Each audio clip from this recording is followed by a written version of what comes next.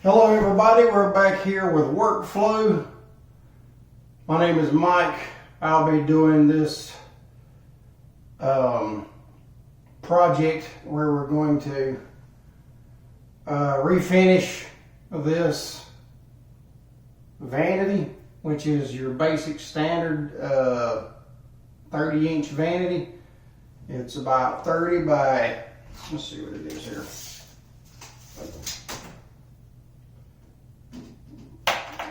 It's about 21 inches to the front of it.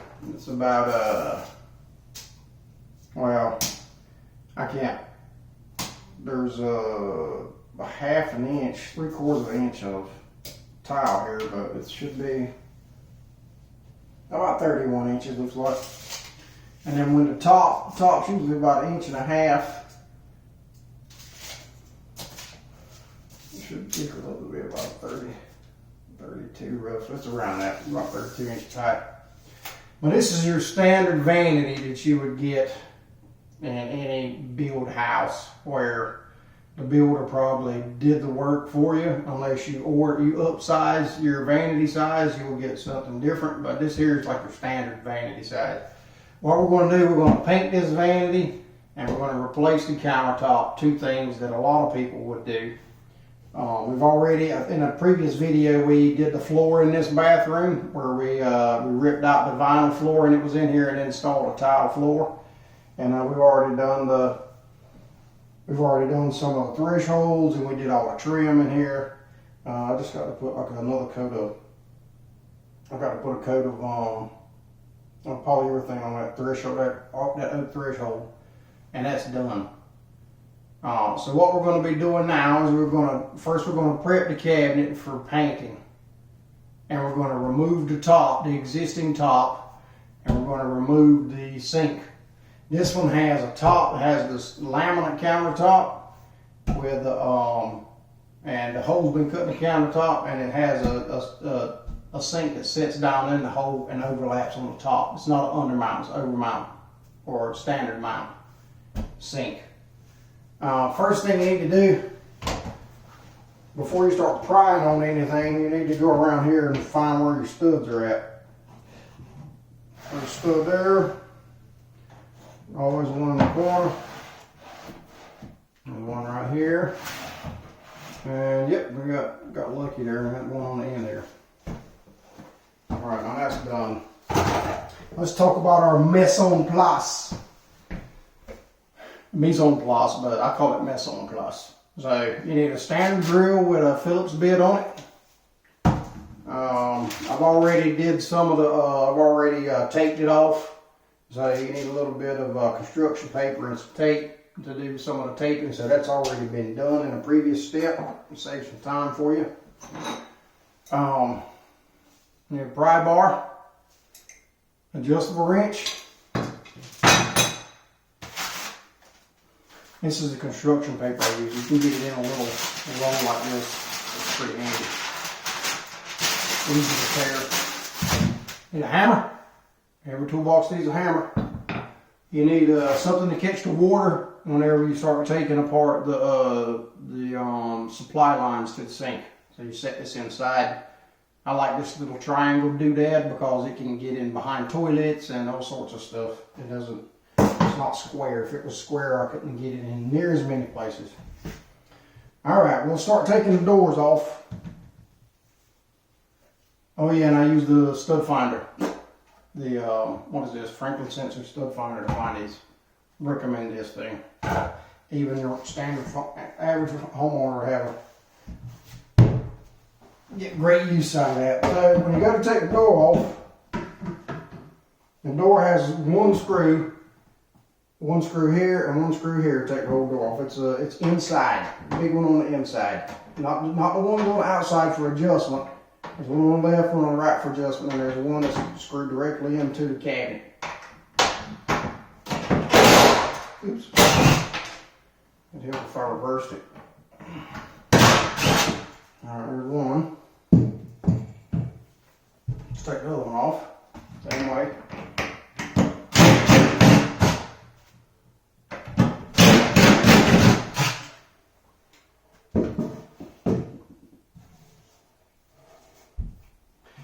You see these doors, we're gonna have to take a scraper. Oh yeah, you need a scraper. And get off all the old cabinet bumpers. You want to get all the adhesive off the back of it, if there's adhesive on it.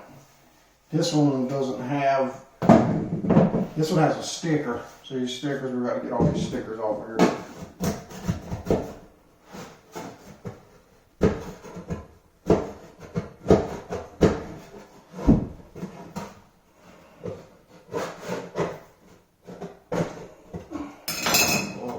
Oh yeah, you need some standard safety gear. And gloves, safety glasses. You don't really need a hard hat for most real finished housing, but you never know. Gotta have it, not need it. Gotta have it, not need it, and need it, not have it, I always say. Alright, now.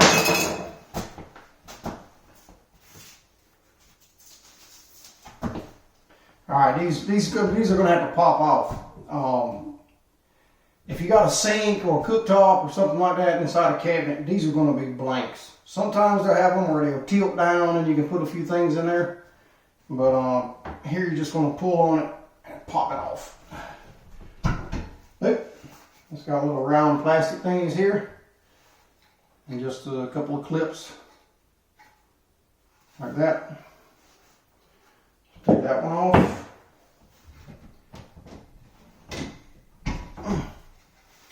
Take that one off. There's two. Now, I'm going to go ahead and remove this as well. This is sometimes these things have like a little hex wrench. You need like a 1 or 2 millimeter little hex wrench to remove, to unloosen a set screw. But this one doesn't have a set screw. You just pull up on this one. See? You just pull up on it. It just slots in like that. It's got two little dog ears hold it in. Do it for the other side. Easy peasy. I'll set this aside. We're going to need to keep that. Set it there. We'll go ahead and set our water thing in here for our catch basin.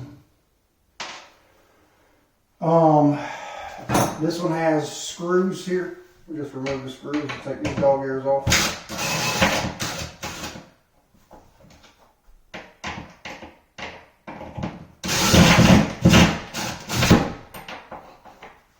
You can keep these screws if you want, or you can use new ones when you reinstall it.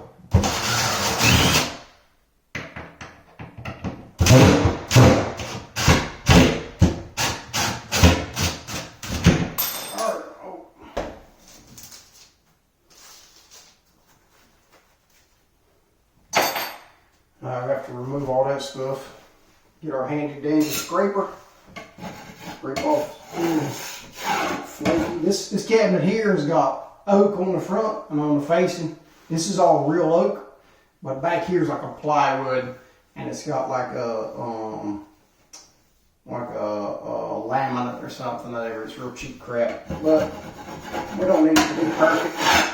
We just need it to be flat. We can go along here and put wood filler in here and sand it down, and then when we prime it and paint it, it'll look just as good as the rest of it.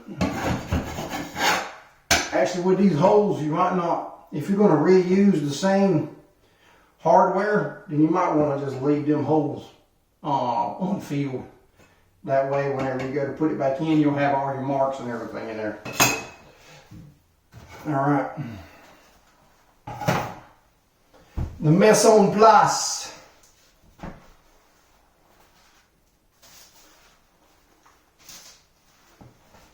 All right. Now we're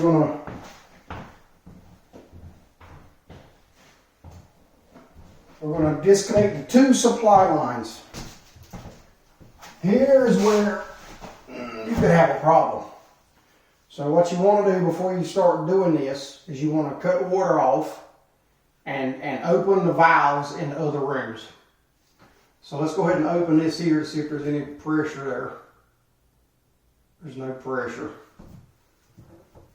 So the problem, if this in an older house like this, the problem that you'll run into is that those old shut-off valves won't work anymore. Over time, they rust or something, and so when you go to close them, they don't actually shut off.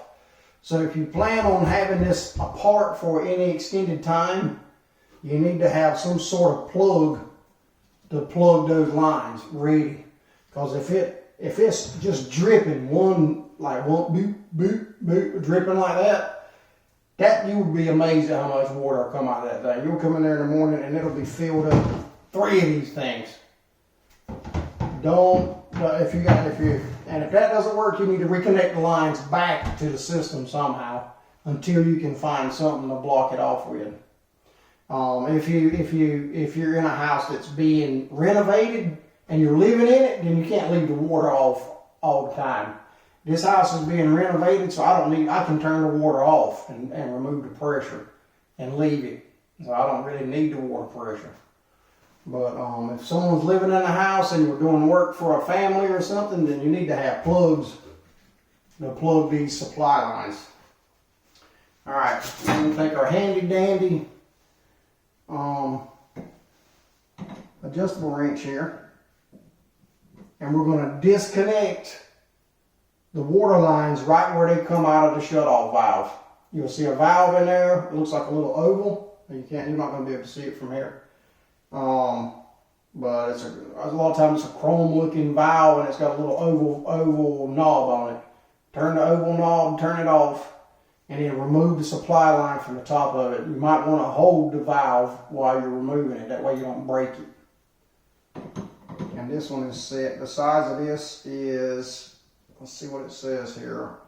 This wrench has a measurement on it. This wrench says this is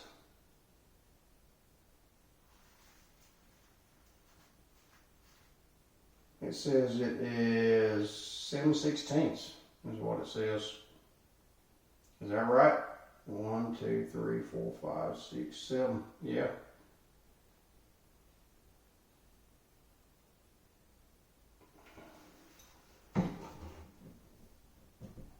Alright, let's see. Let's turn this the correct way. It goes that way.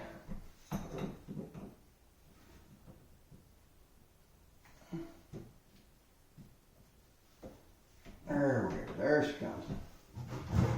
Should turn pretty easy unless it's really old and rusted on there.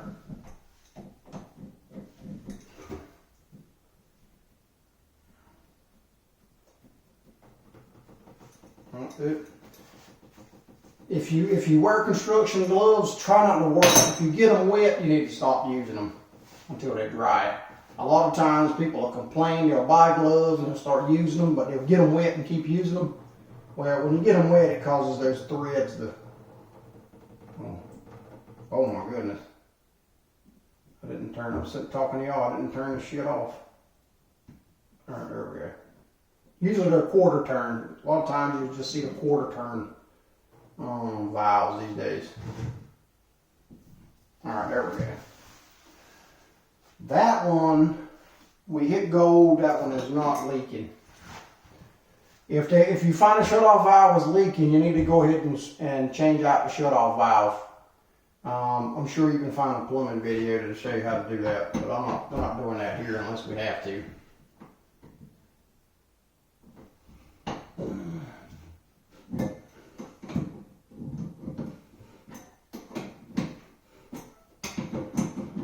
A lot of times these supply lines will come from the back wall back here, and they'll be like they'll stick into the cabinet like this and then turn up. This one here actually has the supply lines are in this wall here, so actually they're coming in through the side of the cabinet, the drain, and the supply lines, and I have straight shut-off valves. You need to match your shut-off valves, whether you got a 90-degree shut-off valve, it goes like that, supply comes in and it goes up to the faucet, or a straight one is just like the water supply comes in and then the opening is directly in line with it. Alright, let's see what we got here. See if there's any water in that one. There's not much water in that. And now, once you do that, we're lucky that one's not leaking either. And once you do that, now you need to disconnect the P-trap. The P-trap is the drain comes in and it goes down into what they call a P-trap, a little elbow, and then it goes up to the bottom of the sink. When I pull it all out, I'll show it to you. What that does is that it keeps water in there, so it keeps sewer gases from coming into the room. And you're smelling the sewer gases. It basically seals it off from the sewer gases. But when you fill it up with water, the water pushes it all out. That's why if you drop a ring or something down in your sink, a lot of times you can just pull that P-trap out and the ring will be in there. Well, this one here, especially if it's gold's really dense, it's not going to flow with the water. Yeah, let's do that. There's like a ring on the top and the bottom of the P-trap. You just loosen them up. It's really easy. You'll see when you get in there. You just need to loosen up the one on the top of the P-trap for now, because we're going to pull this. We're going to pull this whole assembly straight up.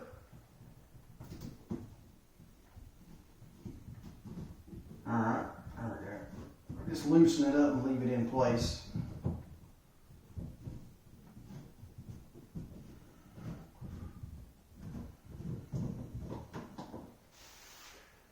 Alrighty, now let's start disconnecting the top. First thing you do, you need your knife, which I didn't say the mise en place, but the mise en place, but here it is. You cut your caulk line like this here. Always cut your caulk lines first before you remove trim or anything that's caulked from a drywall wall. Always. And for God's sake, pry on the stud if you need to pry on something. Don't pry on the drywall, then you're fixing drywall. Alright, this is caulked at the back here. Let's cut that. Let's get our gloves on so we don't cut our fingers.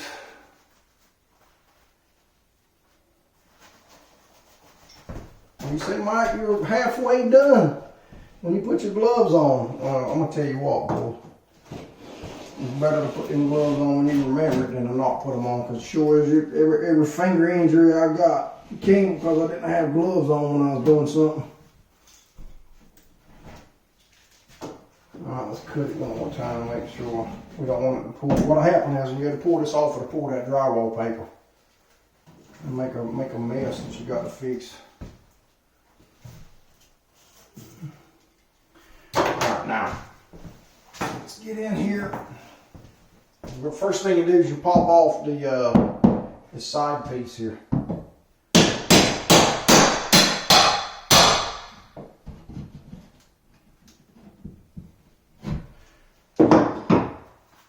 Now, when I put this one back on, we're going to do a tile backsplash. So it's probably going to come up this high.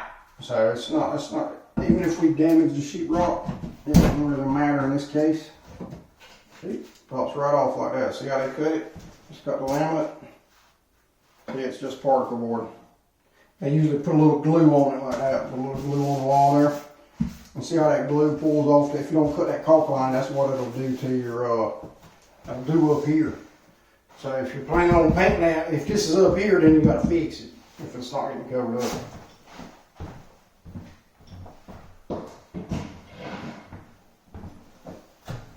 Alright, now, also, so we need to pull this sink out. A lot of times they caulk around that sink too. We got to pull that caulking out around that sink. We got to cut that caulking around the sink. Cut the caulk bond. See if we can do that. Oh yeah, I feel it too. You can feel that caulk.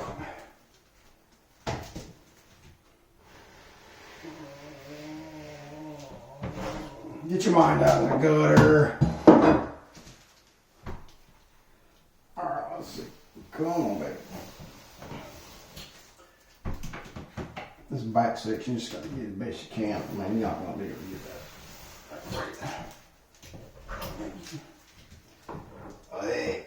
Right.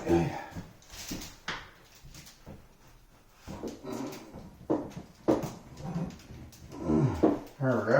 Let's see if we can.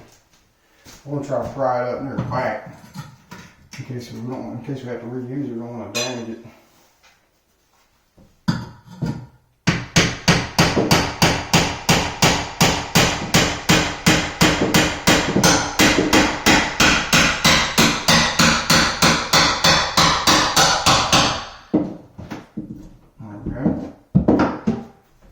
Sounded bad, but it really wasn't bad.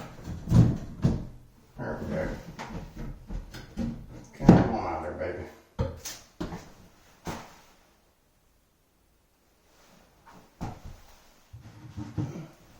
I like to leave water in it. I leave the bottom of the P-trap together and leave that water in it while you got it open. To keep you from smelling them sewer gases while you got it open.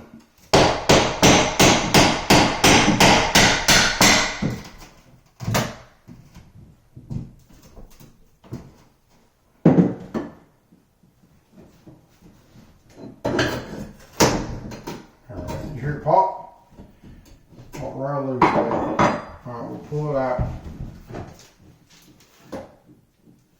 This is that ring for the drain I was telling you about right there. Right, and then these are the supply lines. Here, we'll use a 7/16. Alright, let's set it to the side. Ah! Bastard. Where'd that come from?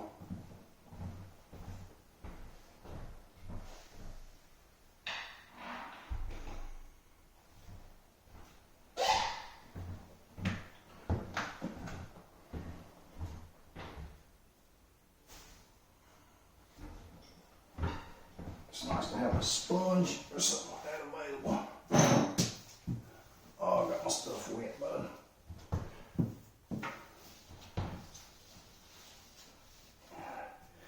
These sponges are great. The ones for tile, clean up for doing tile grinding. You can clean up spills with them. They hold so much water.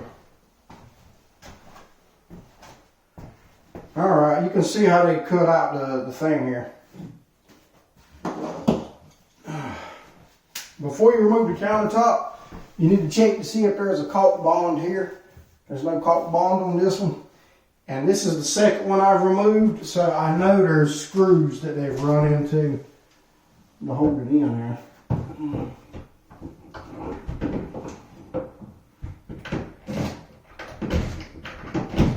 The first one I did, I pulled it off of there and it pulled these screws out of the thing that holds it in.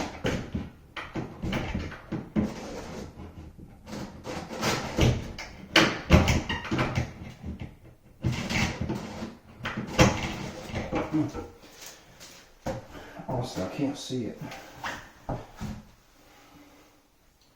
There it is.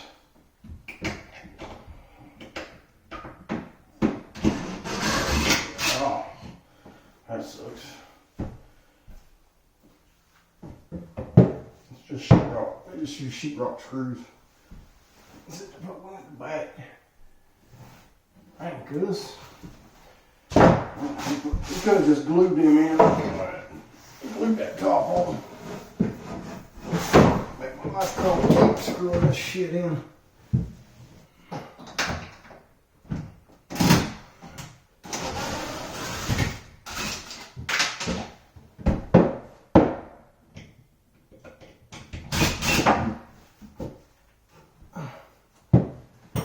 Let's see if you put one in the back. Just put one in the back, sucker.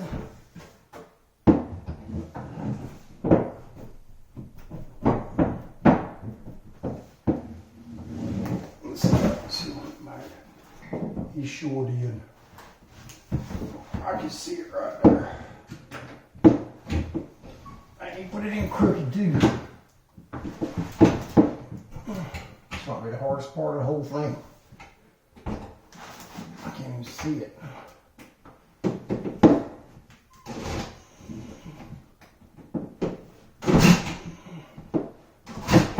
Ah.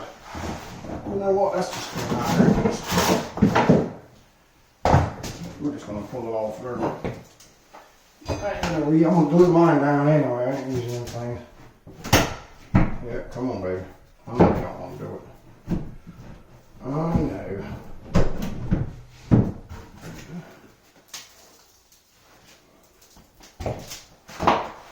Et voila. Countertop.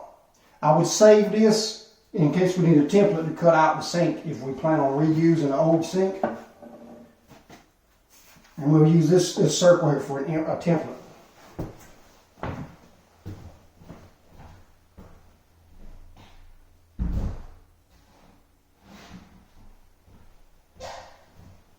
Oval, whatever. You know what I mean, don't you? Alright, let's see if I can get this raggedy mess out of here.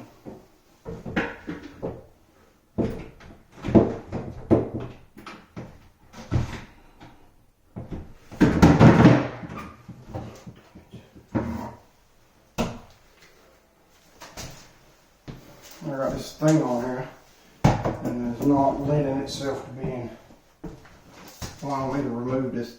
Come on there, baby. I'm just gonna pull it through if I can.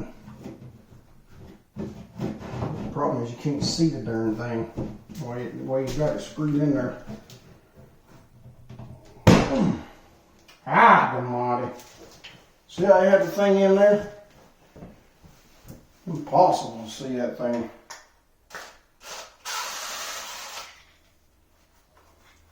It was held there pretty good too.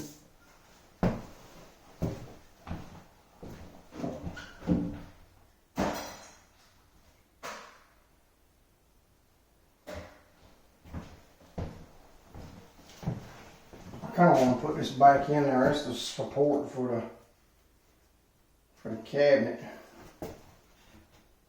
Nah, it's fine. Let's look the other way.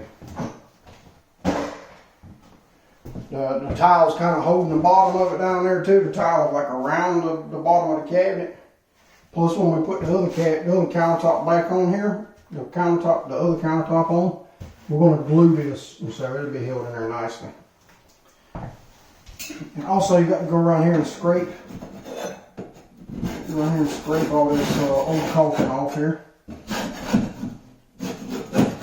Like that.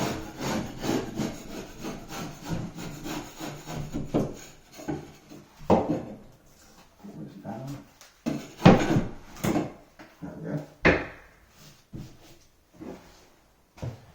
And voila! We are done.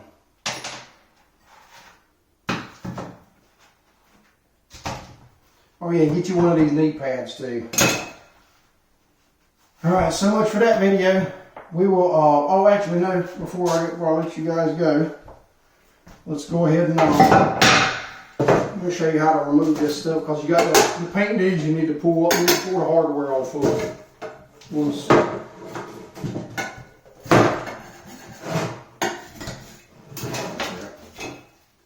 Scrape that. Here I'm going to show you how to remove this hardware. Alright, take these screws out, these 4 screws here.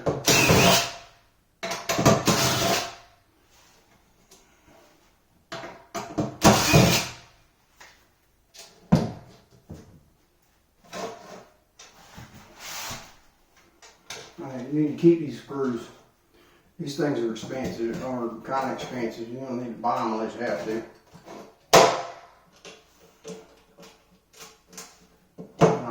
These, you just put your scraper in there and pry up on it like this here. Sometimes they come out easy, sometimes they don't. And they got 2 little plastic, like washers or something in there. Alright, let's do this other one, see if it comes out easy. That one's easy. The other one I did in the other room, it was hard to get it out. And put these somewhere where you won't lose them.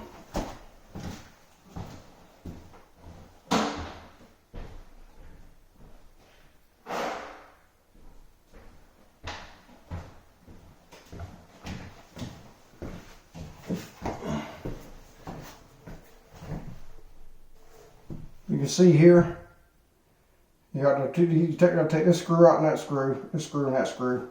And when you're taking it off the cabinet, you just take that one screw there out. So that screw right there in the middle, this is where it attaches to the cabinet. You take them two out and the whole door will come off. And then you want to take these off so you can prep it for painting. And sand it, put a primer on it, and paint it. I'm going to leave these little plastic washers in here, but I'm going to paint over them because it's going to get covered up by the hardware anyway. And with these, I'm just going to sand the outside of these and paint them. So I'm not gonna do the back of this because I'm not painting the back side of the cabinet either. But the door, you gotta paint both sides of the doors. Oops. That's what we're gonna do.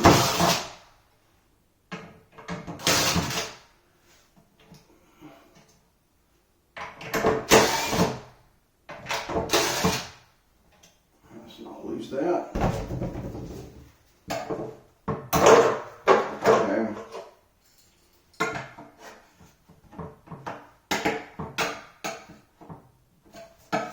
Sometimes you gotta heat it from both sides like that. Heat it from the back.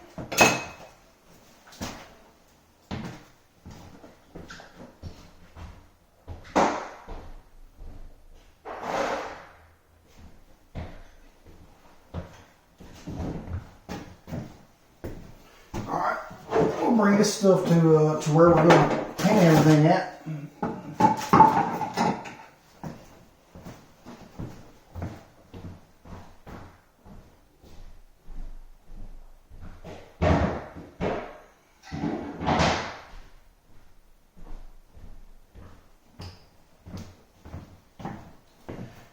There you go. Now what we're going to do, we're going to sand this and we're going to put like a primer that works well for this type of substrate. When you're picking out a primer, make sure you read the back of them, read the directions and what surfaces they will adhere to it and what sorts of paints will adhere to that. So you need to match it all up. So what we have here is particle board with some sort of laminate on it, and then we got actual hardwood here with like a satin polyurethane. So we're going to sand it lightly. We're going to sand this with 220 grit. That's the side piece, and this front piece here, and inside here. Well, not inside here, but inside this part here. And we're going to paint it. Look at that. Never even noticed that, did we? I might not, well, I probably do need to do something about that. Nail it in there, it ain't nailed in something. It's got a huge gap in it here. Let's cut this here. Let's see if we can move it over. There it went, bam, just like that. See it move over? And do that and recaulk it. Alright, well, that's it for now. When we come back, we'll be doing some paint work.